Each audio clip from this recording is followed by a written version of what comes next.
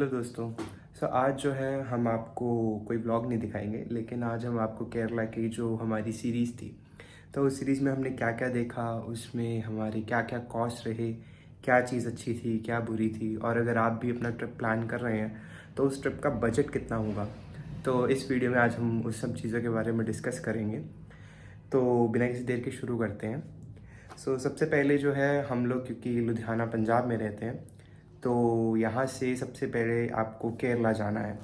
आप केरला कैसे जा सकते हैं? बाय ट्रेन जा सकते हैं, बाय प्लेन जा सकते हैं, या कोई अगर रोड ट्रिप करना चाहे तो वो भी कर सकता है, अगर आपके पास खुला टाइम और पैसे हैं तो।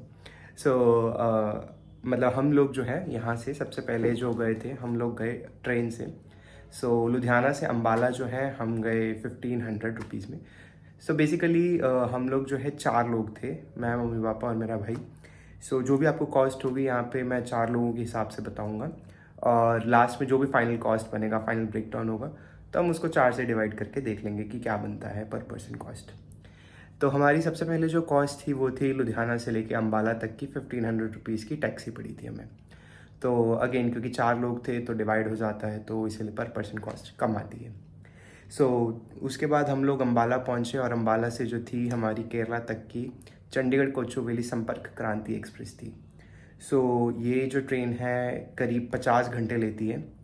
ऑब्वियसली मतलब अगर आपके पास टाइम होगा तो आप ले सकते हैं, लेकिन ये जो है कॉस्ट इफेक्टिव आपका बेसिकली तरीका बन जाता है।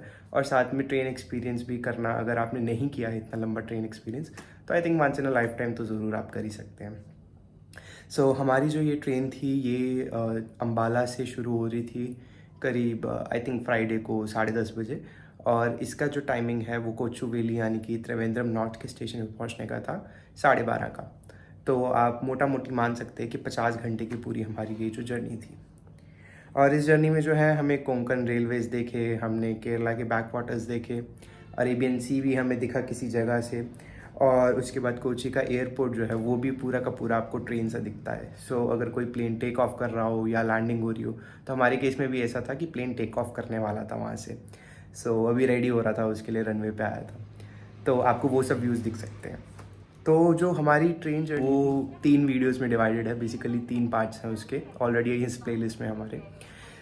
उसमें जो सबसे पहला पार्ट है वो है अम्बाला से लेकर मुंबई तक के हमारा जो भी सफ़र था। हमारा फर्स्ट डे था ये, और इसके टाइम पे जो है बीच में जैसे जो ट्रेन है वो निज़ामुद्दीन से कोटा तक नॉन स्टॉप चलती है, कहीं पे भी नहीं रुकती 500 किलोमीटर तक। वो आप देख सकते हैं। और मतलब आई थिंक वो शायद आई मीन ऐसा स्ट्रेच है पूरे इंडिया में जो जहाँ पे काफ़ी सारी ट्रेन्स जो हैं वो नॉन स्टॉप चलती हैं निज़ामुद्दीन से कोटा तक के लिए। तो जो भी आई थिंक त्रिवेंद्रम राजधानी है, और भी बहुत सारी ट्रेन्स हैं जो आपको मिल जाएंगी। पहले दिन हम लोगों ने जर्नी में क्या देखा, पहले दिन हमने देखा कि हम लोग दिल्ली से जो है निज़ामुद्दीन से पहले तो कोटा गए 500 किलोमीटर्स नॉन स्टॉप। फिर कोटा में जो है हम लोगों ने क्या खाया, हमने कचौड़ियाँ खाई, कोटा की, राजस्थान में आए थे, और हमने वहाँ देखे अरावली के पर्वत। और उसके अलावा जो है चंबल घाटी, जो कि चंबल के डाकू काफ़ी मशहूर है। चंबल नदी भी जो है कोटा स्टेशन पहुँचने से पहले आती है। वो व्यू भी हमने देखा। और उसके बाद जो है हम सो गए थे, आई थिंक रतलाम स्टेशन तक ट्रेन पहुंची थी, और उसके आगे हम लोग सो गए थे। और नेक्स्ट डे मॉर्निंग में हम लोग उठे जब हम मुंबई पहुंचे थे। तो मेरे ऑफिस में साथ में एक कलीग काम करते हैं, अभिजीत। वो वहीं रहते हैं, और ये मुंबई में रुकती है वसई रोड स्टेशन पे।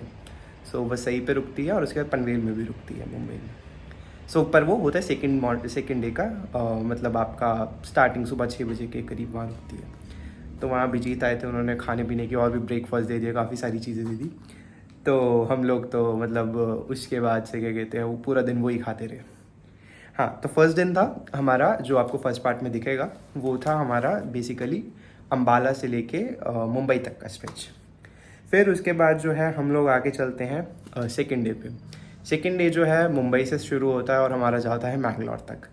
तो मुंबई जो है वो बेसिकली वहाँ से स्टार्ट होती है, मुंबई से आगे एक रोहा करके रेलवे स्टेशन आता है बेसिकली, वहाँ से कोंकण रेलवेज आपकी स्टार्ट होती है। तो पनवेल से हमने अपनी जर्नी स्टार्ट करी सेकेंड डे पे, और हम लोग पहुँचे रोहे तक, और रोहे से आगे जो है कोंकण रेलवेज़ के व्यू शुरू हो जाते हैं। वहाँ इतनी सारी टनल्स आती हैं, इतने सारे ब्रिजेस आते हैं, आपको इतनी सारी नदियाँ दिखेंगी वहाँ पे। और माउंटेन से भरा हुआ, तो मतलब एक से बढ़कर एक। और वहाँ पे ऐसे ऐसे स्टेशन पे ट्रेन रुकती है जो कि बिल्कुल बेसिकली एक छोटे छोटे से रेलवे स्टेशन हैं, आपको अता पता नहीं है, कुछ नहीं है, लेकिन ट्रेन वहाँ रुक रही है। और एकदम विंटेज टाइप के, एक विनहेरे करके स्टेशन था, वो मुझे याद है। सो उसकी फ़ोटो मैं लगा दूंगा यहाँ पे।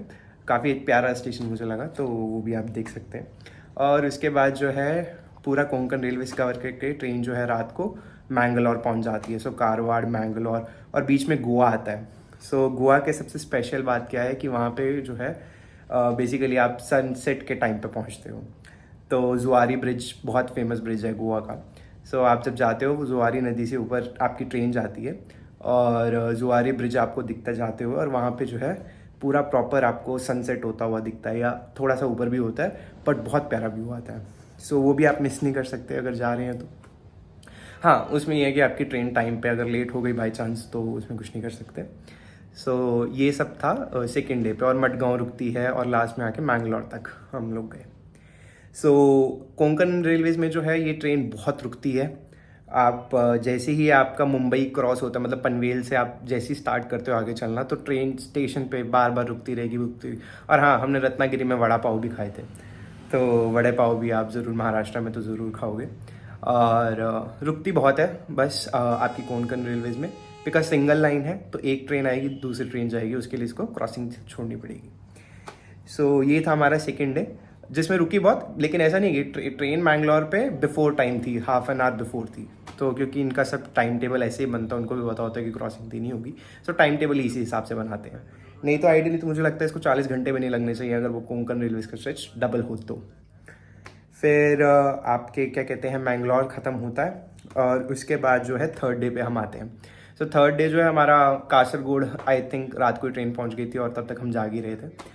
सो कासरगोड से शुरू होता है, और लास्ट में आते आती ट्रेन जो है वो बेसिकली कोचुवेली तक पहुंचती है 12:30 बजे दोपहर को।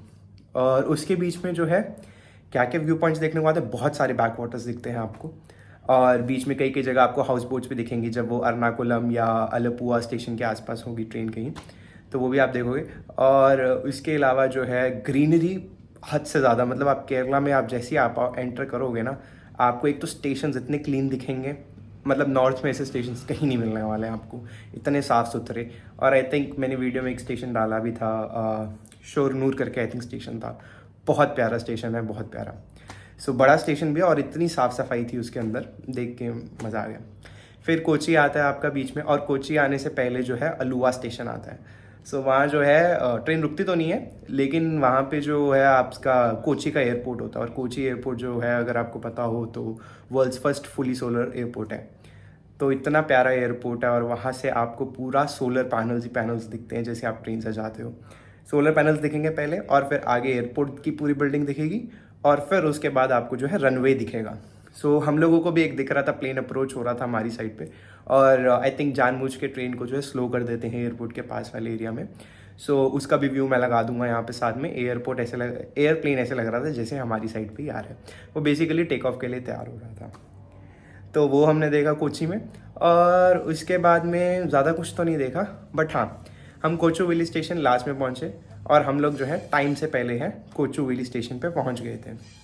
सो स्टेशन पे पहुँचने के बाद हमने क्या किया, बिकॉज थर्ड एसी में गए थे, तो तो हम लोग ट्रेन में ही लिए। और हमारा जो कॉस्ट था ट्रेन का, अगर मैंने टिकट का नहीं बताया अभी तक, तो वो था 2750 पर पर्सन। तो यानी कि वो करीब बैठते 11,000 रुपये टोटल हमारा जो खर्चा था ट्रेन का। और इसमें अगर आप फूड वूड अलग से सेपरेट, वो मैं नहीं मिला रहा इसमें, और ये 3 पार्ट्स में आपको मिल जाएगा, ठीक है। फिर इसके बाद चलते हैं, अब जब हम लोग पहुंच गए कोचुवेली स्टेशन के ऊपर। सो कोचुवेली स्टेशन में ही जो है आपके एसी वेटिंग हॉल रूम है, जो कि आपके 30 रुपीज़ पर पर्सन पर आवर चार्ज लेते हैं। सो यहाँ पे भी हमारे जो है 120 रुपये, मतलब मान लो आप 4 लोग थे तो 120 रुपये लग गए। वहाँ जाइए, वहाँ जाके नहाइए, फ्रेश होइए, और उसके बाद जो है हम लोग अपने मंदिर, पद्मनाभा स्वामी जो टेम्पल है, तो वहाँ जाने के लिए हम लोग तैयार हुए। पद्मनाभा स्वामी टेम्पल अगर आपको पता हो, जो कि आपके त्रिवेंद्रम की मेन अट्रैक्शन वही रहेगी अगर आप त्रिवेंद्रम जा रहे हैं तो।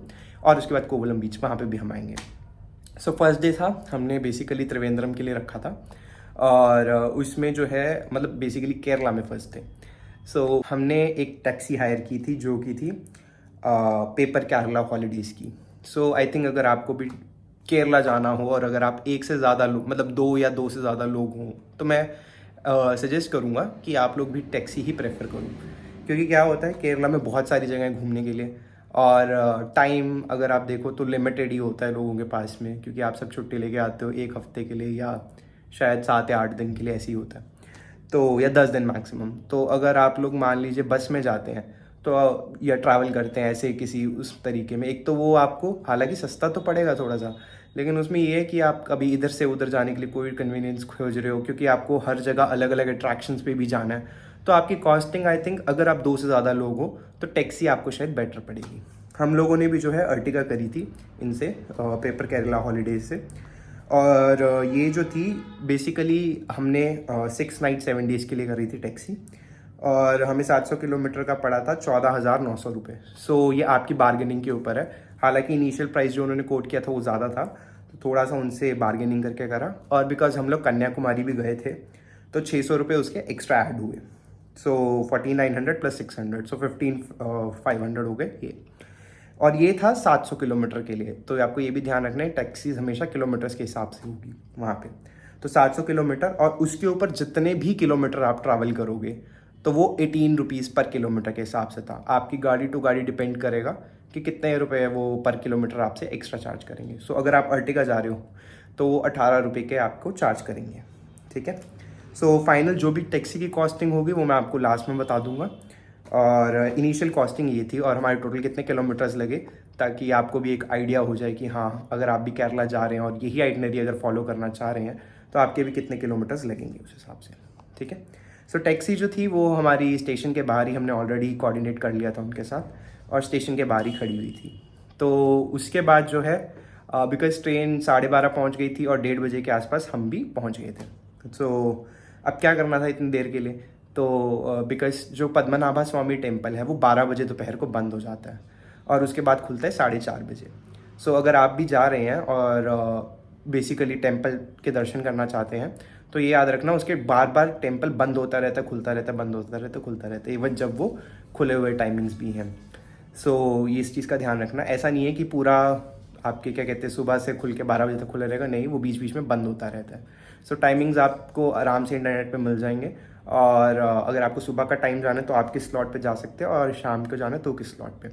तो 4:30 पे जो है हम लोग वहाँ पे पहुँच गए थे, और रश बहुत ज़्यादा होता है छुट्टियों के टाइम पे, तो पद्मनाभ स्वामी टेम्पल जो आप छुट्टियों के टाइम पे जाना अवॉइड करें मेरे हिसाब से। हालांकि हम लोग भी छुट्टी वाले दिन ही गए थे संडे को, तो लेकिन हम लोगों ने क्या किया, सबसे पहले जो है हम लोग बेसिकली गए, एक पैलेस था, थोड़ा सा टाइम पास करना था, हमने सोचा चलते हैं, लेकिन इतना खास नहीं था, वो आप स्किप कर सकते हैं, फ्री ही था वहाँ पे, कोई इतना कॉस्ट टिकट नहीं था।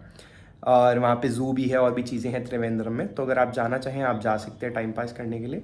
उसके बाद हम लोग जो है खाना खाने चले गए थे, काफ़ी अच्छा खाना था उस जगह का, और इसका नाम था अन्नपूर्णा रेस्टोरेंट। सो जो आपका बेसिकली पद्मनाभा स्वामी का वेस्ट साइड का गेट है, तो वहाँ पे ये रेस्टोरेंट था। लाइन में आप अगर वेस्ट गेट से जाते हैं तो वहाँ पे भीड़ बहुत कम होती है, तो बेसिकली अगर आप भी पद्मनाभा स्वामी जा रहे हैं टेम्पल तो उस गेट पे चले जाइए।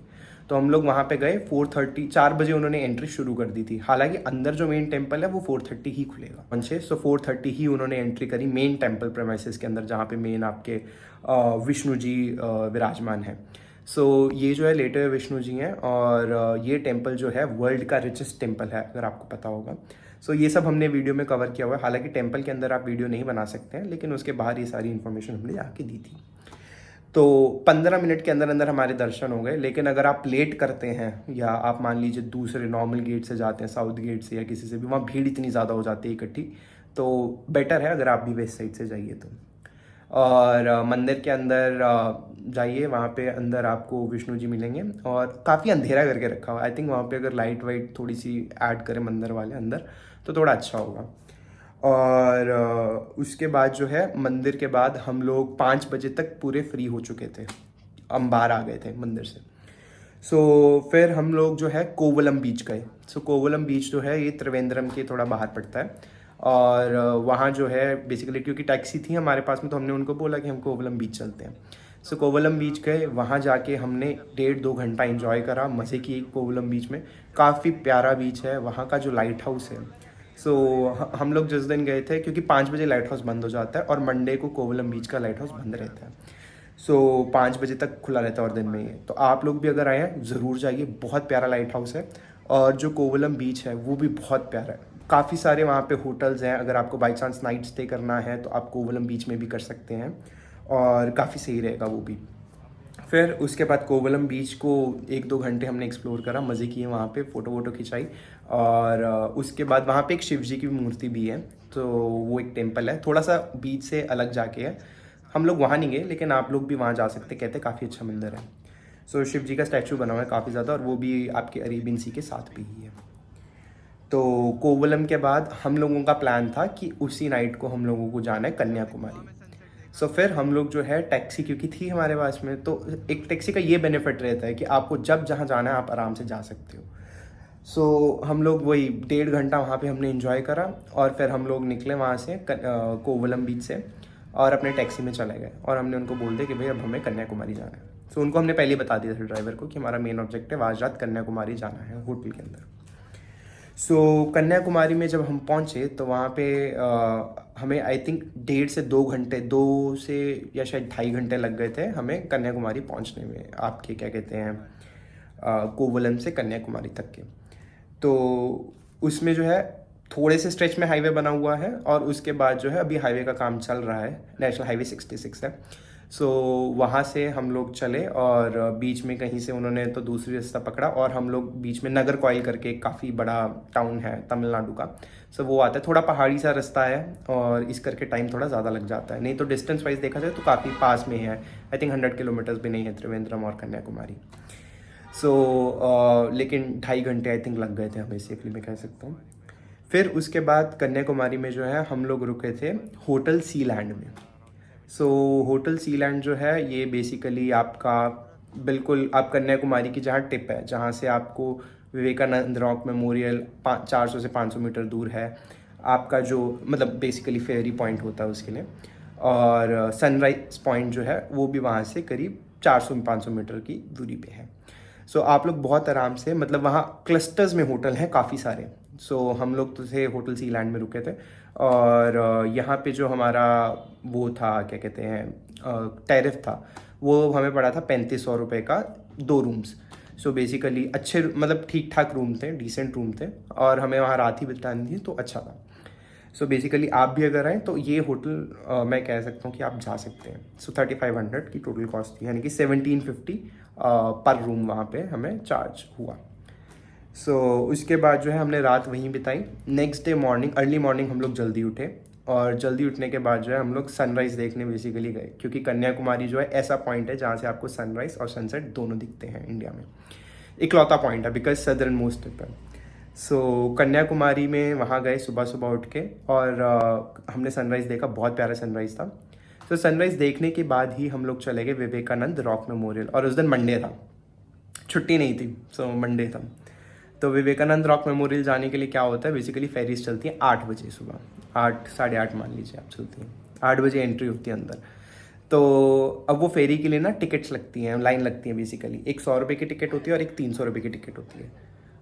300 वाली लाइन छोटी होती है, 100 वाली लाइन ऑब्वियसली बड़ी होती है, लेकिन आगे जाके सबको सेम ही उसमें जाना होता है जब आप एक बार अंदर टिकट लेके निकल गए तो। अब उसमें जो है, अगर आपको मान लीजिए 100 वाली लाइन में ही जाना है, तो बेसिकली आप सनराइज़ जब देखने आते हैं, तो हम लोगों ने क्या किया था, हम सब नहा धो के गए थे। हम लोगों ने सनराइज़ देखा, काफ़ी अच्छा सनराइज़ था। उसके बाद हम लोग पैदल ही, आप लोग उस पॉइंट पे आ सकते हैं जहाँ से फेरी स्टार्ट होती है।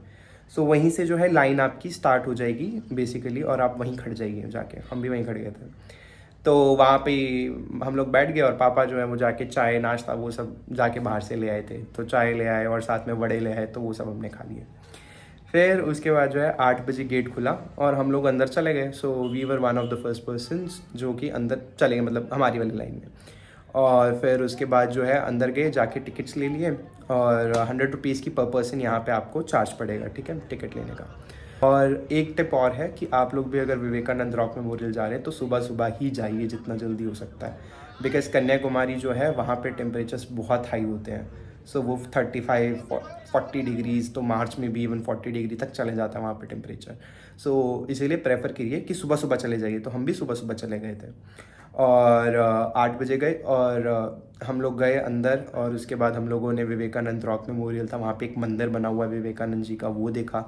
फिर ग्लास ब्रिज जो है वो भी हमने देखा, और थिरुवल्लुर का स्टैचू वहाँ पे बना हुआ है जो कि एक पॉइंट है तमिल। तो वो सब चीज़ें देखी, मस्ट विजिट है, बहुत अच्छा है। सारी की सारी चीज़ें वहाँ पे वर्थ है। आपके 100 या 300 रुपये की टिकट पड़ेगी, और अंदर जाएंगे तो आपके पास एक अंदर और टिकट रखती है, दर्शन टिकट। सो उसका भी कॉस्ट मैं यहाँ लिख दूंगा क्या कॉस्ट था। टिप और है वहाँ पे जो है बेसिकली एक मेडिटेशन हॉल भी है, वहाँ पे भी आप जा सकते हैं। वहाँ ना एक पूरे हर जगह वाइट लाइन चलती है, सो बेसिकली वाइट कलर का पेंट होता है। तो बाई चांस अगर आपको जाना है तो आप लोग भी इस वाइट पेंट में अगर चलेंगे ना, तो आपको वहाँ पे आपके पैर नहीं चलेंगे, क्योंकि धूप इतनी तेज़ है। बाकी सब तो पत्थर ही है, अब पत्थर तो बहुत जल्दी गर्म होता है। तो अगर आप वाइट लाइन पे उस पर चलते रहेंगे ना, वो ठंडा रहता है। सो ये थी इसकी टिप। और इसके बाद आप यहाँ से, हम लोग गए, यहाँ से निकले, हम लोग गए फिर कन्याकुमारी मंदिर के लिए। मेन एक्चुअली ये कन्याकुमारी जो है वो मंदिर के लिए मशहूर है। उस मंदिर में भी आप जाइए। वहाँ पे भी जो है आदमियों को शर्ट्स अलाउड नहीं है, लेडीज़ वहाँ पे कपड़े कुछ भी पहन के जा सकती है। तो वो हो गया, ठीक है, कन्याकुमारी आप मंदिर जाइए। फिर इसके बाद जो नेक्स्ट आपका स्टॉपेज हमारा जो था वो था बेसिकली वो देखना लाइट हाउस। लाइट हाउसेज आप बहुत जगह देख सकते हैं। यहाँ क्या है, लिफ्ट लगी हुई है। बाकी जगह आपको चल के जाना पड़ेगा। कन्याकुमारी के लाइट हाउस में आप लिफ्ट में जाएंगे, और जो वहाँ से व्यू आता है, इतना प्यारा व्यू होता है ना। 10 रुपये की टिकट है सिर्फ पर पर्सन। इतना प्यारा वहाँ से व्यू, आपका विवेकानंद रॉक मेमोरियल दिखता है, पीछे पहाड़ दिखते हैं, विंड मिल्स दिखते हैं, वहाँ शायद कोई बीच रिजॉर्ट है, इतना प्यारा है वो, इतना दिखता है। और जो समुद्र के कलर के पानी है, समुद्र के पानी का कलर है वो इतना बढ़िया है ना, वहाँ से देखने से इतना मज़ा आता है। आप भी इस लाइट हाउस ज़रूर जाइए अगर जा रहे हैं कभी भी कन्याकुमारी, तो वो देखेंगे, मज़ा आ जाएगा। फिर इसके बाद जो है, कन्याकुमारी के बाद जो है हम लोग गए क्या कहते हैं, वर्कला की साइड। बेसिकली अब हम वापस तमिलनाडु से केरला जा रहे थे, और अब हम अप टूवर्ड्स नॉर्थ जाएंगे। सबसे पहले जो है वर्कला जाते हुए काफ़ी प्यारे सीन्स आते हैं। बेसिकली आप नारियल के पेड़ से भरी हुई जगहों से जाओगे, और छोटे छोटे गाँव आएंगे, तो काफ़ी प्यारा सीन, ठीक है। वहाँ से जो था, आप वर्कला डायरेक्ट, हमारे पास टाइम था तो हमने सोचा हम जटायु अर्थ सेंटर है। बेसिकली एक ऐसी जगह जहाँ पे जटायु जो बताते हैं रामायण में कि राम जी के साथ थे, और उसके अंदर उन्होंने बताया था राम जी को कि रावण जो है सीता मैया को ले गया है। तो उस पर्टिकुलर स्पॉट पे एक जटायु का स्कल्पचर बना के रखा हुआ है। बहुत प्यारा है, बहुत बड़ा है, काफ़ी बड़ा है वो, मतलब आपको नीचे से भी दिख जाएगा, पहाड़ के ऊपर है। वहाँ आप जो है बेसिकली या तो पैदल चल सकते हैं, या तो आप गंडोला से जा सकते हैं। टिकट्स आपको देनी पड़ेंगी। आई थिंक अगर आप पैदल भी जाते हो तो भी टिकट है उसकी, और वाया गंडोला जाते हो तो आपको उसमें भी टिकट है। इसमें करीब 550 रुपये जो है पर पर्सन का कॉस्ट है। और ये जो है करीब, हम 4 लोग गए थे तो 2200 रुपये का कॉस्ट हमें ये पड़ा। अच्छा है बेसिकली, मतलब काफ़ी बड़ा स्कल्पचर है। आप वहाँ पे 15-20 मिनट से ज़्यादा स्पेंड नहीं करेंगे, ज़्यादा कुछ देखने को नहीं है। बट कॉस्ट ऑब्वियसली ज़्यादा है, बिकॉज आप गंडोला यूज़ कर रहे हैं, और बेसिकली वो जो इतना बड़ा उन्होंने बनाया हुआ है तो उसमें भी उनकी कॉस्ट लगती है। अच्छा था वो भी, मतलब अगर आप एज ए टूरिस्ट जा रहे हो तो मैं तो रिकमेंड करूँगा जाके आप देखिए, वो भी अच्छी जगह थी। वहाँ से व्यूज़ भी बहुत प्यारे हैं, बिकॉज वो एक पहाड़ है और आसपास पूरा सब उससे डाउनवर्ड्स ही है उसके कंपैरेटिवली। आपको बहुत दूर दूर का 360 डिग्री व्यू उस पॉइंट से भी मिलता है। काफ़ी अच्छी जगह। फिर इसके बाद जटायु के बाद अब ये जो है वर्कला के नियरेस्ट है। ये आपकी मर्ज़ी, आप वर्कला के पहले रखें या बाद रखें। हम लोगों ने पहले रख लिया। वर्कला गए हम उसके बाद में। वर्कला किस चीज़ के लिए फेमस है? अपने बीचेस के लिए। वर्कला जो है वो एक क्लिफ की बीच है बेसिकली। क्लिफ यानी कि वो पहाड़ है और साथ ही बीच है, ठीक है। बहुत प्यारे नज़ारे हैं वर्कला, मतलब एकदम यूनिक मुझे लगा एक लोकेशन, एज अ लोकेशन। वहाँ आप जाइए, वहाँ पे काफ़ी सारी एक्टिविटीज़ भी होती है अगर आप करना चाहते हैं। हमने नहीं करी बिकॉज़ हम लोग शाम को वहाँ वर्कला पहुँचे थे और बंद हो जाती है शाम को एक्टिविटीज़, और सुबह सुबह हम लोग एक्टिविटीज़ शुरू होने के टाइम से पहले ही निकल गए थे। एक्टिविटीज़ हमने तो नहीं करी, बट आप कर सकते हैं वहाँ पे। और वहाँ पे 2 बीचेज़ है, एक ब्लैक सैंड बीच है और एक मेन बीच है वर्कला का। ब्लैक सैंड बीच बहुत प्यारा है, वहाँ से हम लोगों ने सनसेट देखा था। बहुत कम लोग वहाँ जाते हैं, ज़्यादातर तो फॉरनर्स ही दिख रहे थे हमें, और बहुत साफ बीच है वो वाला। लेकिन आप दूसरी साइड जाएंगे जो मेन बीच है, हम नेक्स्ट डे मॉर्निंग को वहाँ पे एज अ वॉक करने चले गए थे। सो वो मेन बीच जो है उसकी हालत बहुत ख़राब है, बहुत कूड़ा है और लिटरली मतलब कह नहीं सकते कुछ भी। सो हमारे देश और नॉर्थ जो ये है बेसिकली क्लिफ्स के लिए फेमस है वर्कला। सो वहाँ जाइए, वहाँ की क्लिफ पे जाके एंजॉय कीजिए। आपको डिनर करना है, ब्रेकफास्ट करना है, जो भी करना है वहाँ से बैठिए और दूर दूर तक के समुद्र के नज़ारे लीजिए। सो मैं रिकमेंड करूँगा कि आप क्लिफ के पास ही होटल लीजिए। और हम लोगों ने भी जो होटल लिया था वो था होटल गार्डन बे। सो ये बेसिकली आपकी क्लिफ से ही कनेक्टेड था। सो इट्स जस्ट 10 मीटर की वॉक थी, आप होटल से निकलो और क्लिफ आ जाता है, ठीक है। सो ये हमें पड़ा था करीब 4,000 रुपये का। मतलब सबसे महंगा आई थिंक जो हमारी पूरे उसमें होटल था वो यही था, बट बिकॉज इसकी लोकेशन भी है तो उस करके वो रेट वैलिड है, ठीक है। सो गार्डन बे रिजॉर्ट में हम लोग रुके थे। अच्छा काफ़ी अच्छा बना था, उसकी लोकेशन की प्रॉक्सिमिटी बहुत अच्छी थी, तो इसीलिए काफ़ी अच्छा मतलब स्टे आप कह सकते हैं वो वाला था हमारा वर्कला का। सो आपको बहुत मज़ा आएगा यहाँ पे। एक अलग तरह की चीज़ है क्योंकि ये मतलब हमने जो देखी थी तो इसलिए अच्छा लगा। फिर वर्कला के बाद जो है हम लोग नेक्स्ट वहाँ रात को रुके। नेक्स्ट डे मॉर्निंग जो है हम लोगों ने फिर से बीच में मॉर्निंग मतलब वॉक किया और वहाँ से फिर हम चल पड़े वर्कला से अलेपी की तरफ। अलेपी कह लीजिए या एलुपुआ कह लीजिए। सो एलुपुआ जो है वो फेमस है अपने बैक वाटर्स के लिए। So basically Kerala back waters के लिए फेमस है और उसमें मेन फेमस क्या है, एलुपुआ या एलेपी। सो वहाँ जो है अगर आप जाएंगे तो आप वहाँ पे शिकारा राइड भी कर सकते हैं बेसिकली, या आप वहाँ पे जाके हाउस बोट भी राइड कर सकते हैं, जैसा भी आप करना चाहें। सो पर आर के हिसाब से ही वहाँ पे आपको कॉस्टिंग चार्ज करेंगे। और अगर आप रहना चाहते हैं आप हाउस बोट्स में रात को रह भी सकते हैं, तो आप अपने हिसाब से जो भी उनसे बात कर सकते हैं और आपको वो प्राइस दे देंगे। सो हम लोगों को था कि हम लोग रात को अंदर नहीं रहेंगे हाउस बोट्स में, क्योंकि जनरली ऐसे जो पानी होते हैं इसमें से स्मेल आती है। सो हम लोगों ने शिकारा का डिसाइड करा, शिकारा हमने करा। सो आपके ऊपर आप कितने में बार्गेनिंग कर लेते हैं। सो हमें जो है 450 रुपये पर घंटे के हिसाब से मिला और वो आर्ली आपसे चार्ज करेंगे और जितने घंटे आप लेना चाहते हो, 2 घंटे 3 घंटे 4 घंटे। सो 2 घंटे आई थिंक सफिशिएंट होता है, हमने 2 घंटे किए थे तो हमें 900 रुपये की वो शिकारा राइड पड़ी। और वो जो राइड जो है अच्छी राइड थी, बहुत अच्छे व्यूज़ आते हैं, बहुत प्यारे व्यूज़ आते हैं, लेकिन सबसे बड़ी प्रॉब्लम कहाँ आती है, स्मेल में। सो वो उस पानी में से डीजल की स्मेल आती है बहुत ज़्यादा। सो आप जब पानी के अंदर देखेंगे, पानी की साइड जाएंगे, आपको लगेगा कि यार ये तो डीजल की बदबू आ रही है इसमें से। तो वो आई थिंक गवर्नमेंट में भी कुछ इनिशिएटिव ले, वहाँ की जो बोट्स है उनको थोड़ा सा या तो चेंज करें, जैसे भी है।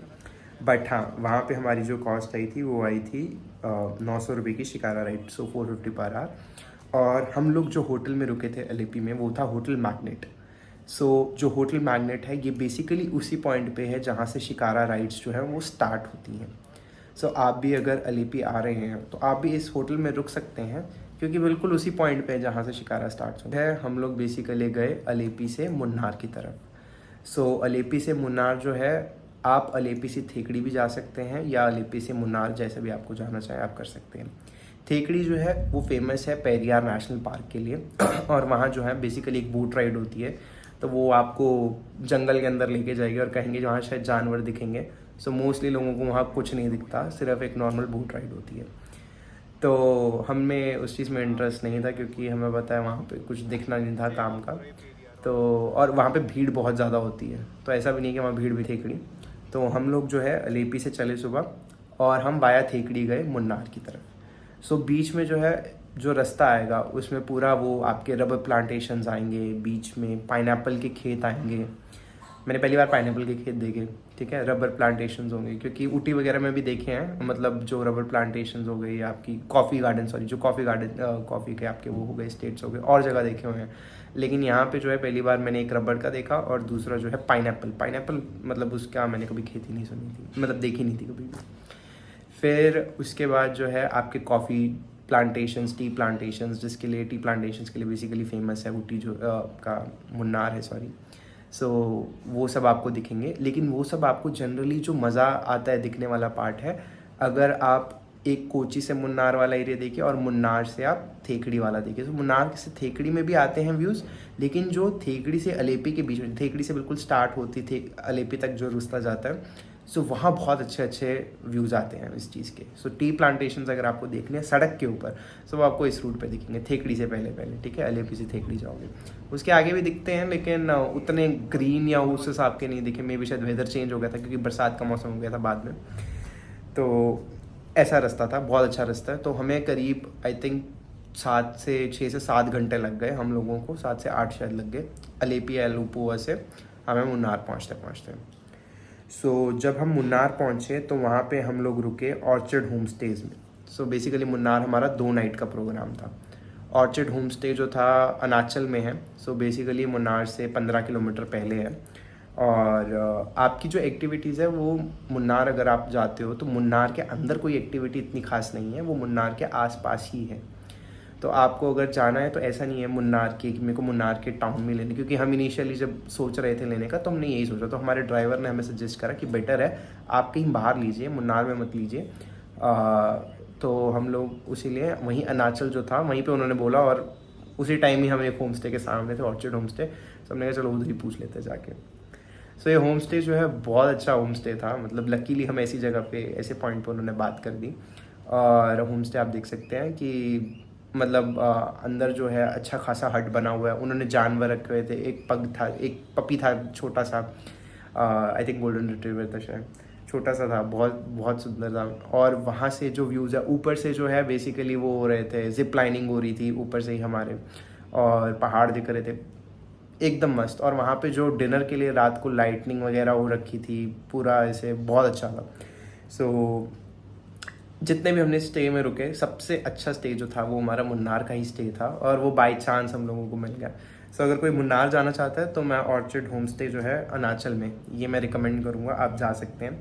सो हमें यहाँ 2 नाइट की जो कॉस्ट थी वो पड़ी करीब 5,000 रुपये की। सो 5,000 रुपये में जो है हम लोग मतलब क्योंकि 4 रूम्स थे और 2 नाइट के लिए मतलब 1250 का पर नाइट का हमें एक रूम पड़ा, तो आप वो सोच सकते हैं। सो ऑर्चिड होम स्टे के बाद मिल गया। फिर उसके बाद हमने, क्योंकि अगर आप केरला आए हैं तो कथकली और कलरीपयट्टू, सो ये जो 2 चीज़ें ये आप मिस नहीं कर सकते। सो लोग यूजुअली थेकड़ी में ये देखते हैं, हम मुन्नार आ गए थे तो हमने सोचा चलो मुन्नार में ही देख लेते हैं। सो हमारे होम स्टे से करीब 3 किलोमीटर दूर ही कलेरी क्षेत्र करके था। सो कलेरी क्षेत्र में जो है कथकली और कलरीपयट्टू उन दोनों के शोज़ थे। सो 5 से 6 जो है वहाँ पे कथकली का होता है और 6 से 7 कलरीपयट्टू का। और ये पूरे केरला में ऑलमोस्ट आप देखेंगे तो आपको ये सिमिलर टाइमिंग्स मिलेंगे, ठीक है। कथकली और कलरीपयट्टू, सो इंडिविजुअल पर पर्सन कॉस्ट जो थी वो 300 रुपये की थी। तो कलरीपयट्टू भी 300 का और कथकली भी 300 का। और आप कह सकते हैं हमें टोटल ये पड़ा 2400 रुपये का, ये जो चीज़ें थी। और मुन्नार में ही थी, हमें तो कहीं इतना मतलब हमारे तो होटल के बिल्कुल होम स्टे के पास में ही थी। सो हम लोग वहाँ चले गए, वहाँ हम गए इन्जॉय करा। कथकली का शो बहुत अच्छा था, कुछ यूनिक लगा। कलरे पे तो क्योंकि काइंड ऑफ स्टंट्स ही होते हैं और वो हमने और भी जगह पे कहीं ना कहीं देखे हुए होते हैं। सो आग से खेल रहे हैं, जो भी कर रहे हैं, मार्शल आर्ट्स है, अच्छा है। सो मैं चाहूँगा अगर आप कोई भी जा रहा है तो आप दोनों शोज़ देखिए, ठीक है। सो आप कहीं पे भी देख सकते हैं, ज़रूरी मुन्नार में देखना है, ये आप थेकड़ी में देख सकते हैं, मुन्नार में देख सकते हैं, कोची में देख सकते हैं, हर जगह आपको ये अवेलेबल मिलेंगे शोज़। फिर उसके बाद जो आता है नेक्स्ट डे जो हमारा मुन्नार का था वो था हमारा जीप सफारी का। सो जीप सफारी मतलब बेसिकली सनराइज़ देखने जाना था आपने। तो ये हमारी जो जीप सफारी थी पूरी 3,000 रुपये की थी। सो 3,000 का कॉस्ट था। और अगर आप पर पर्सन जाते तो आई थिंक आपको हज़ार रुपये के हिसाब से वो लोग चार्ज करेंगे। सो क्योंकि पूरी गाड़ी हम लोगों ने ही ले ली थी तो 3,000 रुपये।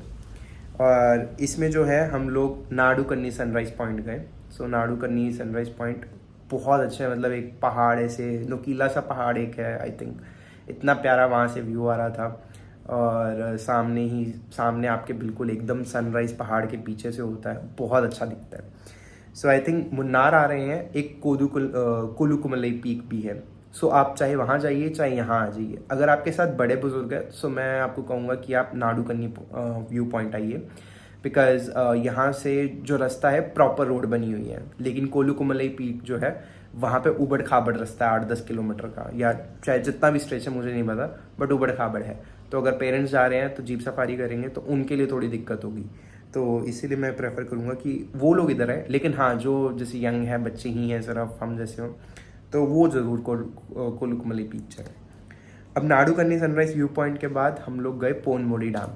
सो पोनमुडी डैम जो है ये वो लोकेशन है बेसिकली जहाँ पे चेन्नई एक्सप्रेस की शूटिंग हुई थी, जहाँ पे वो बोलती है आई थिंक शाहरुख खान और इसमें दीपिका पादुकोण में लड़ाई हो जाती है और वो बोलते हैं तुम अभी गलत रास्ते पे जा रहे हो और वो सब। सो पोनमुडी डैम वही पॉइंट है और यहाँ जो है बेसिकली इको पॉइंट है। सो इको पॉइंट क्या है और यहाँ सच में इको होती है आवाज़। अब जब मैं सुन रहा, हम लोग जब कुछ बोल रहे थे तो वहाँ पे सच में इको हो रही थी। मे बी अगर मैं वीडियो चलाऊँगा तो आप यहाँ पे भी सुन सकते हैं उसको। सो इको पॉइंट हो गया और उसके बाद जो है हम लोग गए रिपल वाटरफॉल्स। काफ़ी अच्छा वाटरफॉल्स उन्होंने बना रखा है और रिपल वाटरफॉल्स का भी आई थिंक कुछ अलग से चार्ज था, शायद 50 रुपये पर पर्सन था या जैसे भी था, वो मैं आपको यहाँ पे लिख दूंगा जो भी रिपल वाटरफॉल्स का था। तो वो देखा हमने और काफ़ी अच्छा वाटरफॉल है, वेल मेंटेन्ड है। वहाँ पे आपको वाटर लिलीज दिखेंगे, फ्लावर दिखेंगे काफ़ी सारे, तो अच्छी जगह थी। तो वो वहाँ पे भी जाइए, वो वाटरफॉल ज़रूर देखिए। वहाँ एक अंकल हैं, वो खुद ही आपके फ़ोन लेके आपको बोलेंगे मैं फ़ोटो खींचता हूँ, सो आप उनसे फ़ोटो खिंचवा सकते हैं, ठीक है। सो ये हो गया रिपल वाटरफॉल्स। और उसके बाद जो है हम लोग अपने होटल आई थिंक हम गए, हमने जाके फिर ब्रेकफास्ट करा अपना आराम से और हमने अपने टैक्सी वाले को बुला लिया। सो ये था जीप सफारी के अंडर यहाँ तक का जो भी सुबह सुबह का 3 से 4 घंटे की एक्टिविटीज़ होती हैं, तो वहाँ जाइए आप एंजॉय कीजिए। फिर उसके बाद हम लोग मुन्नार में गए फ्लोरिकल्चर सेंटर में। So basically kind of botanical garden था लेकिन काफ़ी छोटा था ये। सो वहाँ पे आपके पौधे लगे हुए थे अलग अलग तरह के, ऑर्नामेंटल पाइनएप्पल्स थे, कैक्टस थे, वही सब चीज़ें जो आपको दिखती हैं। सो यहाँ की एंट्री टिकट थी 60 रुपये पर पर्सन, सो 240 रुपये का ये था। फिर हम लोग गए उसके बाद मुन्नार टाउन में वापस और उधर से गए टी म्यूज़ियम में। सो टी म्यूज़ियम बेसिकली क्या है, यहाँ पे एंट्री टिकट 150 रुपीज़ की, सो 600 रुपये की टोटल पर पर्सन, मतलब 4 लोगों की 600 रुपये की टिकट थी। और ये जो टी म्यूज़ियम है इसके अंदर आपको पूरे मुन्नार की हिस्ट्री पता चलती है कि कैसे टी प्लांटेशन स्टार्ट हुए, कैसे क्या हुआ। और यहाँ पे आप चाय, क्योंकि यहाँ लाइव प्रोडक्शन नहीं होती है चाय की, तो इधर आप देख सकते हैं कि चाय कैसे बनती है, कैसे क्या होता है क्या नहीं होता। सो बहुत अच्छा टी म्यूज़ियम था। अगर आप मुन्नार आ रहे हैं और कहीं जाए ना जाए तो मेरे हिसाब से टी म्यूज़ियम में ज़रूर जाइए, क्योंकि यहाँ जाके मुझे पता चला कि मुन्नार में भी रेलवेज थी किसी टाइम पे। सो अंग्रेज़ों ने कहाँ कहाँ रेल पहुँचा रखी थी, लेकिन हम लोगों को आज की डेट पे एज एन इंडियंस हम लोग रेलवे नहीं पहुँचा पा रहे हैं, मतलब जो दूर दराज के इलाके, या बहुत टाइम लग रहा है। बट वो आज से कितने 100 साल पहले देखो हर जगह पहुँचा रखी थी। तो मुझे नहीं पता था मुन्नार में भी ट्रेन चलती थी। सो वहाँ चलती थी, लेकिन एक फ्लड आया था जिसमें वो सब बह गई थी, डिस्ट्रॉय हो गई थी, ख़त्म हो गई थी। सो टी म्यूज़ियम की बात थी। और इसके बाद जो था, मतलब हमने मुन्नार यहाँ तक देखा, हमने फिर लंच किया और मुन्नार में ही चर्च है टाउन में, वहाँ गए और फिर हम वापस आ गए बिकॉज सुबह जल्दी उठ गए थे, तो जिसकी वजह से सब थक गए थे। तो हम लोग जो है शाम तक वापस अपने होम स्टे आ गए और उसके बाद हमने कुछ नहीं करा, नॉर्मल बस अपना डिनर करा वहाँ पे। सो ये सब था हमारे मुन्नार की एक्टिविटीज़। तो सबसे ज़्यादा एक्टिविटीज़ हमने मुन्नार में करी, क्योंकि सबसे ज़्यादा टाइम भी हमने उसी को ही रखा हुआ था। बेस्ट भी आई थिंक वही है पूरे ट्रिप में। फिर इसके बाद नेक्स्ट डे जो है, ये सब करने के बाद हम लोग गए मुन्नार से बेसिकली कोची की तरफ। सो कोची हमारा लास्ट बेसिकली पॉइंट था इस पूरे ट्रिप का। सो कोची के लिए जब गए तो मुन्नार से निकले, वहाँ आता है रास्ते में पेरियार स्पाइस प्लांटेशन। सो आप अगर केरला में आए हैं तो स्पाइस प्लांटेशन ज़रूर जाइए, तो बहुत अच्छी बात है। सो आप पेरियार स्पाइस प्लांटेशन गए हम लोग, जहाँ की एंट्री टिकट 100 रुपये पर पर्सन, सो 400 रुपये की थी, वो पड़ी हमें। सो आप किसी भी स्पाइस प्लांटेशन में जा सकते हैं, सब आई थिंक आपको सेम ही चीज़ें बताएंगे, लेकिन ज़रूर जाके देख सकते हैं। कोकोआ कैसा दिखता है, पाइनएप्पल वहाँ पे आपको उगे हुए दिखेंगे। फिर रेड बनाना देखा हम लोगों ने, फिर एक ऑर्नामेंटल पाइनएप्पल जो हमने पहले फ्लोरिकल्चर में देखा था वो भी देखा। तो और भी बहुत सारी रुद्राक्ष, अश्वगंधा, क्या क्या चीज़ें होती है, इलायची देखी वहाँ पे, तो वो सब आपको प्लांटेशन में देखने को मिलेगी, ठीक है, स्पाइस प्लांटेशन में। फिर उसके बाद जो है हम लोग गए अथीरापल्ली वाटरफॉल्स पे। सो अथीरापल्ली वाटरफॉल्स जो है ये बाहुबली वाटरफॉल्स है। सो इसकी एंट्री टिकट जो थी वो 60 रुपये की थी। ये मुन्नार से कोची के रूट पे या कोची से मुन्नार के रूट पे नहीं आता, अलग रूट है। सो बीच में से आपको अलग होके जाना पड़ता है। सो बट एक मस्ट विजिट है, क्योंकि बहुत अच्छा वाटरफॉल है। और अगर आप इसकी मेरी पिक्चर्स, हमारी वीडियोस भी देखेंगे, सो बहुत ही अच्छा वाटरफॉल था। और मैंने इतना बड़ा वाटरफॉल अपनी लाइफ में लाइव कहीं नहीं देखा।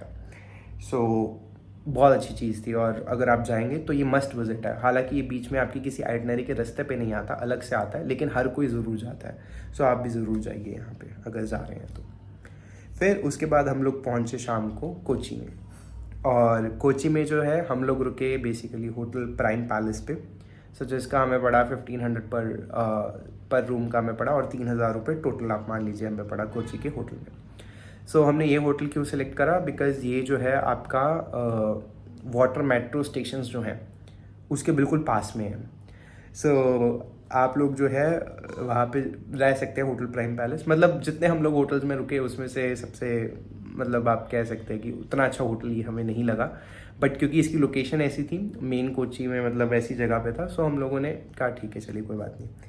सो यहाँ पे हम लोग रुके, 3000 पर नाइट था, और रात को हम लोग गए मरीन ड्राइव में। सो इसका एक फ़ायदा और था, ये मरीन ड्राइव जो कि वहाँ पे सुभाष पार्क है कोची में, उधर मरीन ड्राइव है, सो बहुत अच्छा सनसेट दिखता है। सो आप अगर जाएंगे वहाँ जाके आप सनसेट देखिए। सो पैदल बाय वॉक ही ये जो होटल है वहाँ से बाय वॉक आप जा सकते हैं। हम तो हालांकि टैक्सी में चले गए थे, लेकिन हमें उन्होंने बोल दिया क्योंकि उनके कोई रिश्तेदार भी वहाँ रहते थे, तो वो वहाँ चले गए और हम लोग वहाँ से जो है पैदल वापस अपने होटल तक पहुँच गए। सो 1 किलोमीटर आई थिंक रास्ता होगा मुश्किल से। So hotel prime palace Kochi, और अच्छा सा सनसेट देखा, वापस होटल आ गए उसके बाद। फिर नेक्स्ट डे जो है हम लोग उठे, और नेक्स्ट डे हमारा प्लान था फोर्ट कोची जाने का। सो ये हमारा लास्ट डे था बेसिकली केरला में, और सुबह उठ के नहा धो के चेकआउट करके हम लोग हमने गाड़ी में सामान समून डाल दिया और हम लोग वहाँ से चले गए। सो मेरा प्लान था कि हम वाटर मेट्रो में जाएंगे, और क्योंकि जो मरीन ड्राइव थी सुभाष पार्क के साथ में, मैंने देखा था एर्नाकुलम वाटर जेटी। सो मुझे लगा यहाँ से वाटर मेट्रो जाती होगी, तो वहाँ हमने बोला टैक्सी वाले भैया को हमें यहाँ छोड़ दो और आप चले जाओ, तो वो चले गए वहाँ से हमें छोड़ के। अब वहाँ गए, वहाँ जाके क्योंकि मैंने पहले पढ़ा था कि जो वाटर मेट्रो है उसका कॉस्ट जो है 40 से 50 रुपये की टिकट आपकी होती है। सो वहाँ गए, वहाँ वुमेन वाली लाइन खाली थी तो मम्मी को भेज दिया। मैंने कहा 200-300 रुपये दो कि एटलीस्ट इसमें से टिकट आएगी। वहाँ से फिर मम्मी जब टिकट लेके आती हैं, तो बेसिकली वहाँ से फोर्ट कोची की टिकट ली थी। सो टिकट लेके आती है 24 रुपये की टिकट सब लोगों की। सो वो जो 24 रुपये की टिकट थी वो फोर्ट कोची की सबकी मिला मिलू के थी, और मतलब इतना सस्ता हो सकता है ट्रांसपोर्टेशन मुझे नहीं पता था।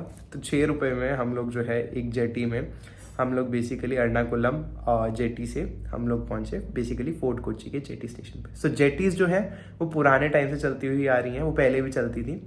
सो वो काइंड ऑफ क्योंकि Kochi is a group of islands, काफ़ी सारे आइलैंड्स है उसमें, वेलिंगटन हो गया, फोर्ट कोची हो गया, और भी काफ़ी सारे हैं। सो जो कि मेनलैंड से जोड़ते हैं इसको। तो कई लोग जो है वो जेटी सिस्टम पहले से यूज़ करते हुए आ रहे हैं, और वो काफ़ी सस्ता था, तो हमें नहीं पता था, बट हाँ वो जो था वो 6 रुपये की टिकट थी उसकी। सो वहाँ से हम लोग फोर्ट कोची पहुँचे, और फोर्ट कोची जब हम पहुँच गए तो उसके बाद हमें वहाँ पे बाहर एक ऑटो वाले मिल गए। सो आई थिंक उनका नाम सलीम था। सो काफ़ी सही थे, तो उनसे थोड़ा बहुत वो करके बार्गेनिंग वगैरह जो भी करके, तो उन्होंने हमें कर दिया कि चलो 600 रुपये में वो हमें पूरा फोर्ट कोची घुमाएंगे। सो फोर्ट कोची जो है अपने आप में ही, अगर आप जाएंगे कोची, सो कोची कई लोग वैसे मिस कर देते हैं, कोची में कुछ नहीं घूमते, बट आई थिंक कोची जो है वो घूमना बहुत ज़रूरी है। कोची में भी बेसिकली फोर्ट कोची घूमना बहुत ज़रूरी है। सो उन्होंने जो है 600 रुपये हम लोगों को बेसिकली हमसे लिए, और बहुत रीज़नेबल रेट है। और उसमें जो है क्योंकि धूप बहुत ज़्यादा होती है केरला में, तो उसमें उस हिसाब से ठीक था जैसे भी था। सो 600 रुपये में हम लोग गए, ऑटो पकड़ा। सबसे पहले उन्होंने हमें एक मस्जिद दिखाई, जो वो कह रहे थे कि ये इंडिया की जो है सबसे पुरानी मस्जिद है, तो मस्जिद देखी। फिर हमने देखे वहाँ पे चाइनीज़ फिशिंग नेट्स। सो चाइनीज़ फिशिंग नेट्स बेसिकली जब भी चाइनीज़ आए होंगे वहाँ पे कोची, मतलब बेसिकली कोची में काफ़ी सारे लोग अलग अलग तरह के आए थे। तो डच वास्को ड गामा आपको पता ही है, जो कि फेमस वो थे, और उनका भी बताते हैं। सो पहले तो चाइनीज़ फिशिंग नेट्स थे, वो हमने देखे कि मछली वहाँ कैसे पकड़ी जा रही है, कैसे मछली पकड़ रहे हैं। वहाँ बिल्लियाँ भी थी, वो भी आ रही थी कि हम भी कहीं मुँह मार लें मछली लेके। तो मछलियाँ सबसे पहले फिशिंग नेट देखा। फिर हम लोग गए वहाँ पे एक काइंड ऑफ म्यूज़ियम देखा, जो कि बेसिकली हिस्ट्री बता रहा था आपके कोची की, कि कैसे कैसे कौन कौन आया कोची के अंदर, क्या हुआ क्या नहीं हुआ। और फिर जो है हमने वास्को ड गामा की कब्र, जहाँ बेसिकली एक चर्च है वहाँ पे, जो वास्को ड गामा के जहाँ पे कब्र थी किसी टाइम पे, तो वास्को ड गामा जब मरे थे तो वो यहीं दफनाए भी नहीं गए थे, उनकी कब्र यहीं थी पहले, और फिर बाद में यहाँ से वो पोर्टुगल ले गए थे। तो बेसिकली वो चर्च में जो है आज भी वहाँ पे वो मेंशन है कि वास्को ड गामा का जो ये टॉम था वो यहाँ था, ठीक है। फिर उसके बाद जो है उन्होंने हमें और भी चर्चेज़ वहाँ पे दिखाए, एक दो चर्चेज़ और जो थे उधर। और फिर जो है लास्ट में उन्होंने हमें जो है ज्यू टाउन छोड़ दिया। और भी उन्होंने जगह दिखाई, काफ़ी टाइम लगा था उसके अंदर। उस घर में भी वो दिखाया उन्होंने बाहर से, जहाँ वास्को ड गामा रहते थे, वहाँ हमने फ़ोटोज़ भी खींची। वो सारी चीज़ें थी। और लास्ट में उन्होंने हमें, हाँ उससे पहले एक मतन चेरी पैलेस भी हम लोग गए थे। मतन चेरी पैलेस जो है उसकी 5 रुपये की पर पर्सन की टिकट है। 20 रुपये की आप मान लीजिए। मतन चेरी पैलेस हम लोग गए, और वहाँ जो है जाके हमने देखा उसमें पैलेस के अंदर सेम कुछ नहीं था कि क्या क्या आपकी कोची के अंदर की क्या हिस्ट्री है क्या नहीं है, पूरा उस पैलेस में दिखाते हैं और उस पैलेस की हिस्ट्री के बारे में भी बताते हैं। अंदर वीडियो बनाना अलाउड नहीं है। पैलेस देखा, फिर उसके बाद जो है हम लोगों को उन्होंने ज्यू टाउन छोड़ दिया। ज्यू टाउन में हमने क्या क्या देखा, एक सबसे लंबा जो सबसे बड़ी परफ्यूम की बॉटल देखी, सबसे लंबी इंसेंस स्टिक देखी, तो गिनेस वर्ल्ड रिकॉर्ड है। वो वाली शॉप है वहाँ पे, तो आप वहाँ जा सकते हैं ज्यू टाउन में। फिर ज्यू टाउन में ज्यू साइनोगॉज है। बेसिकली जहाँ पे ज्यूज़ लोग जो है पूजा करते हैं, उनका मंदिर काइंड ऑफ, साइनोगॉज बोलते हैं उसको।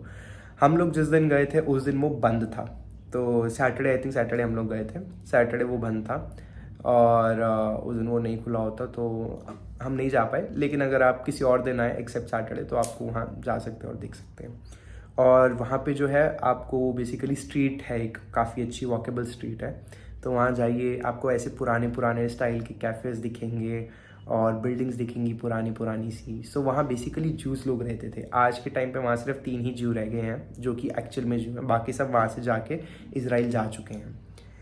ये था ज्यू टाउन की हिस्ट्री। और मुझे लगता है आप अगर आ रहे हैं मतलब कहीं पे भी, कोची में ज़रूर आप आधा दिन बताइए और एक मरीन ड्राइव में सनसेट ज़रूर देखिए, बहुत प्यारा था।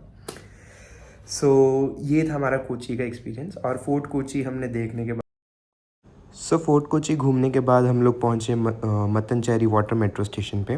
तो इस बार हम सही मेट्रो स्टेशन पर आए, और यहाँ से जो है हम लोगों ने वाटर मेट्रो पकड़ी मेनलैंड जाने के लिए, यानी कि हाई कोर्ट तक के लिए।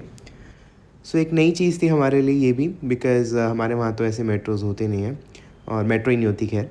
और ऐसी वाटर मेट्रो जो कि इलेक्ट्रिक थी, बिल्कुल पॉल्यूशन फ्री है, तो बहुत सही इनिशिएटिव है इसके। फिर हम पहुँचे कोची एयरपोर्ट, और वहाँ से हमारी जो फ़्लाइट थी दिल्ली के लिए वो थी एयर इंडिया की फ़्लाइट। हम लोगों को जो फ़्लाइट पड़ी थी वो पड़ी थी टोटल 30,000 की। इसमें एयर इंडिया में ऑब्वियसली खाना वाना मिलता है, और ये फ़्लाइट रात की फ़्लाइट थी, और एयर इंडिया का ये नया वाला जहाज़ था। मैं बहुत खुश हुआ था बिकॉज़ एयर इंडिया की न्यू लिवरी में हमें बैठने का मौका मिल गया, और इससे पहले मैं एयर इंडिया में बैठा नहीं था। सब कुछ बहुत अच्छा था, बहुत स्मूथ था। कोची का एयरपोर्ट बहुत अच्छा है, और एयर इंडिया से जो मुझे उम्मीदें थी उससे वो काफ़ी अच्छी निकली। इतनी अच्छी कंफर्टेबल सीट्स थी उस प्लेन की, और एकदम इंटीरियर भी बहुत क्लासी था। काफ़ी सही था, 10 on 10 उसमें। खाना बहुत अच्छा था, खाना खा के भी हमें मज़ा आया। और उसके बाद हम लोग दिल्ली आधा घंटा पहले पहुंच गए, आधा घंटा पहले लैंड हो गए अपने टाइम से। एक बहुत बड़ी बात, air India on time. On time के बिफोर टाइम, वो भी आधा घंटा, तो हम लोगों को लगा वाह एयर इंडिया तो बहुत अच्छी हो गई है। मेरे 10 on 10 रिव्यूज़ थे वहाँ तक। फिर उसके बाद एयर इंडिया ने अपना काम कर दिया। जब हम दिल्ली एयरपोर्ट पहुँचे तो हम लोग को टर्मिनल 3 वैसे हमारा प्लेन लैंड होना था, बिकॉज हम आधा घंटा पहले पहुँच गए, तो टर्मिनल 2 पे लैंड हुआ हमारा प्लेन। तो वहाँ से क्या हुआ, उन्होंने सीढ़ियाँ ले आए पहले, तो सीढ़ियाँ लाने में बहुत टाइम लग गया, क्योंकि वहाँ पे प्लेन को टर्मिनल में एरोब्रिज से कनेक्ट नहीं करा था, स्लॉट्स नहीं होंगे वहाँ पे। तो हम 10-15 मिनट तो बाहर ही खड़े रहे, एक बस आई और उसके बाद बस ही नहीं आई कोई। 10-15 मिनट वहाँ वेट करना पड़ गया, और वेट करने के बाद बस पूरा एयरपोर्ट घुमा घुमू के वापस हमें टर्मिनल 3 पे लेकर गया। आई थिंक 10-15 मिनट तो बस में ही हम घूमते रहे। तो टर्मिनल 3 पहुँचे, और टर्मिनल 3 पहुँचने के बाद वहाँ पे क्या देखते हैं, बैग ही नहीं आए। लोग आ गए लेकिन बैग नहीं आए। आधा घंटा हम लोगों को वहाँ पे बैग के लिए वेट करना पड़ा।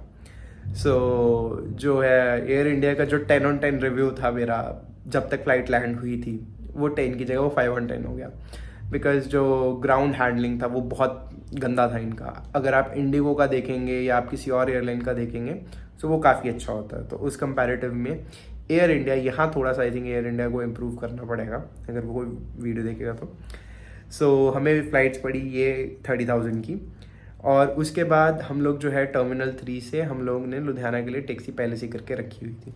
सो रात के टाइम पहुंचे थे। हमारी जो फ़्लाइट थी रात की थी। रात के आई थिंक 9 बजे वो कोची से फ़्लाइट चली और रात के 12 बजे हम दिल्ली पहुंच गए।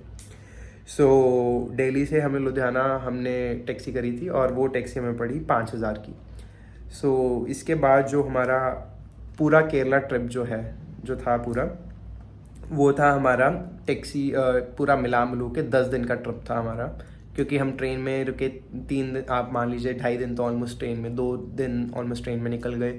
फिर उसके बाद हम लोग 7 दिन वहाँ को केरला में घूमे और लास्ट डे हम लोग जब मतलब मिला मिलू के 9 से 10 दिन का हमें पड़ा। और जो हमारा टोटल खर्चा आया इसमें, जिसमें मैंने ट्रैवल का हमारा कॉस्ट मिलाया है और उसके अलावा हमारा जो एक्टिविटीज़ थी उसका कॉस्ट मिलाया, जो भी हमने एक्टिविटीज़ करी, और साथ ही हमने अट्रैक्शंस कह लीजिए, एक्टिविटीज़ कह लीजिए, और साथ में होटल के जो थे। सो वो सब मिला मिलू के हमारा जो खर्चा अप्रॉक्सीमेटली पड़ा वो था 1,05,000 का, जिसमें हो सकता है थोड़ी बहुत एक आधी आइटम कुछ मिस हो गया तो मैंने राउंड ऑफ कर दिया 1,05,000। सो इस 1,05,000 में मेन खाने का इंक्लूडेड नहीं है। सो अगर आप देखेंगे, अब खाना क्योंकि डिपेंड करता है, और केरला में जो है मैंने जो ऑब्जर्व करी ये चीज़, खाना कंपैरेटिवली सस्ता है नॉर्थ से, एटलीस्ट हमारे यहाँ से सस्ता है। सो खाने का मुझे लगता है ऑन एन एवरेज डेली हमारा 2,000 रुपये का खर्चा आया होगा। मे बी हो सकता है उतना आया हो, उतना भी नहीं आया हो, बिकॉज बहुत जगह तो थाली ही आपको वो सिस्टम मिलती थी और वो भी कहीं 100 की, कहीं 150 की, कहीं 120 की, तो ऐसे ऐसे ही होता था।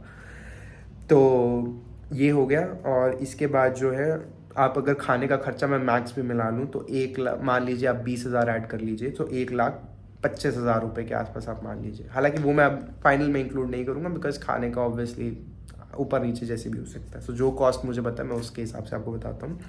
सो हमारा जो टोटल खर्चा हमें पर पर्सन पड़ा था वो पड़ा करीब 26,000 रुपये का। सो ये 26,000 भी क्यों पड़ा, क्योंकि हम लोग 4 जाने थे तो हमारी कॉस्ट एक तो डिवाइड हो गई।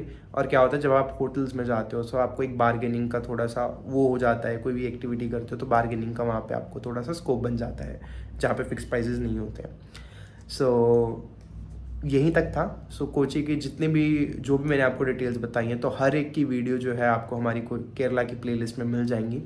सो आप हमारे, अगर आप किसी भी इंडिविजुअल में मान लीजिए आप चीज़ देखना चाहते हैं या अगर आप सारी प्लेलिस्ट ही देखना चाहते हैं और आप केरला का आइटनरी बनाना चाहते हैं तो ज़रूर बनाइए।